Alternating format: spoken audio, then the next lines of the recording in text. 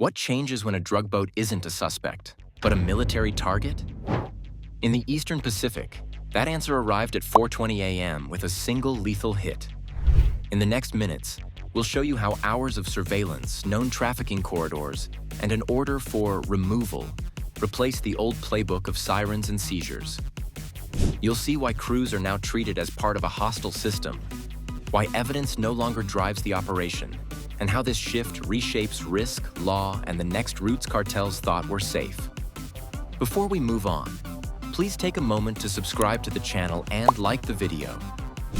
Hours of quiet tracking led to one sentence on the net: remove. The boat ran dark along a corridor crews use when the moon sits low and currents pull north. No lights, no AIS, no chatter. It slipped from the Venezuelan shelf and held a line the analysts could trace on muscle memory. A fixed-wing maritime patrol aircraft picked it up first, then passed to an unmanned relay that held eyes through cloud breaks and sea clutter. From there, the route stitched itself. Launch coves in Sucre and Delta Amacuro, a mid-ocean refuel point, and a delivery window timed to hit a gap between patrol patterns near Central America. Each waypoint matched a template built from months of flights, seizures, and lost tracks. Traditional stops start loud. Sirens, loud hailers, strobes cutting the dark. Here, nobody called. The objective was not to board. It was to end the run with no debate over manifests or jurisdiction. That shift didn't happen on a guess. It came from a matrix of cues that pushed the call from policing to targeting. The hull rode low for its length, but not like a fishing boat with gear. The bow threw a thin spray line that said composite build and low profile. The engine note held steady at a fuel-saving sweet spot. No spikes, no sloppy throttle. On the thermal feed, you could see the heat bloom from soft fuel bladders nested forward, and a cooler aft section where crew worked under a tarp to cut signature. Behavior sealed it. The boat held radio silence through a stretch where small craft normally check weather. It ran waypoint to waypoint with small, precise corrections that lined up with known cartel logistics. Short doglegs to force any tail into turns, then a long leg toward a rendezvous box used in prior runs. It skirted shipping lanes by a strict offset, avoiding wakes and radar paints from commercial traffic. Every few miles, the helmsman nudged the speed 1 knot down to sit under a satellite pass predicted in their planning. That timing matched prior launches tied to specific networks out of eastern Venezuela. The crew wasn't playing random at sea. They were following a schedule.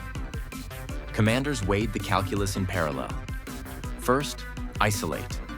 A patrol cutter eased off a fishing cluster 20 miles west to keep civilians outside the cone. The aircraft worked a racetrack pattern high enough to look like routine coverage. Second, link the vessel to the network without touching it. Movement fingerprints, launch timing from a known cove, and a planned refuel window provided that link. Third, wait for a clean window. No neutral hulls within the burst radius. No glare off the water that could blind the seeker. No overlap with a satellite pass that would complicate attribution. The Eastern Pacific has turned into a monitored battle space. Persistent ISR means the watch floor doesn't lose a track at dawn or to a squall line.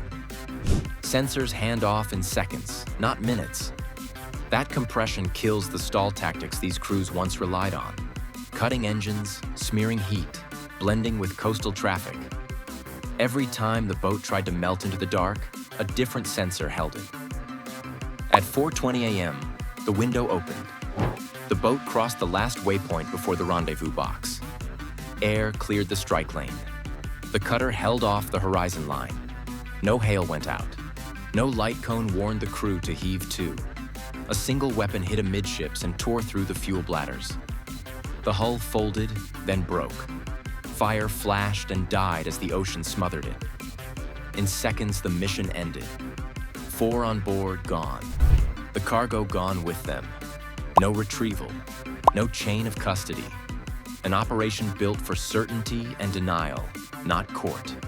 If that's how the order played out, the next question is why that kind of authority reaches a fiberglass hull in the dark.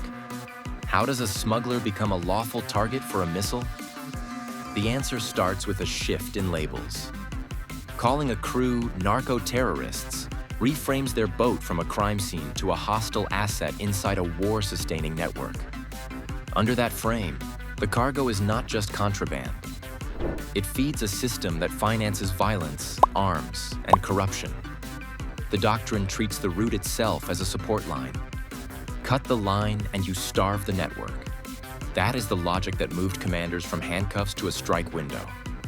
Law enforcement looks for evidence. It builds a case with seizures, statements, and chain of custody. Military force uses different gates. Is the target part of a hostile network?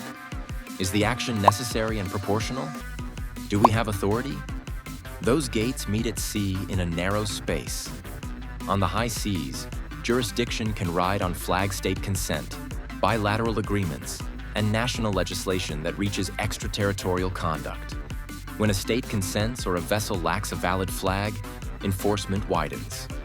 Add a threat assessment that frames the craft as a war-sustaining node, and the rules of engagement allow lethal force to neutralize an imminent operational threat rather than to preserve evidence for court. The scaffolding includes the law of the sea, national statutes, and policy on transnational organized crime. Jurisdiction on the high seas governs who can stop, search, or board.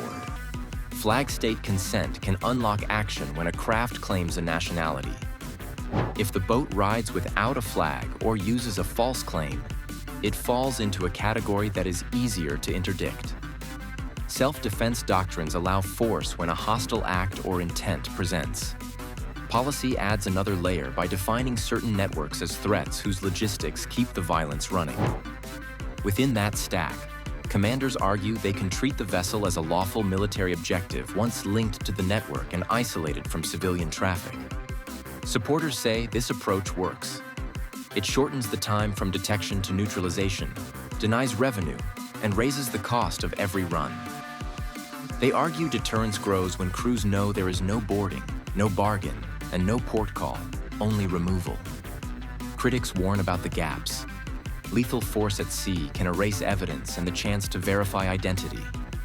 Missteps can hit the wrong hull or trigger disputes with a coastal state that reads the strike as an intrusion. They question oversight, the standard of proof for network linkage, and how proportionality is measured when crews carry no visible weapons and the cargo sinks beyond reach. The tempo tells its own story. Reports of multiple strikes across the Eastern Pacific and a death toll that has climbed past 80 suggest an ongoing campaign, not an isolated night. The pattern points to a playbook: persistent surveillance, linkage through movement, and kinetic removal in clean windows far from shore. Each hit targets a moving node. The supply chain replaces the boat on a schedule, but the loss injects delay, fear, and guesswork. Routes shift. Rendezvous change. Crews start to doubt the timing that once felt safe.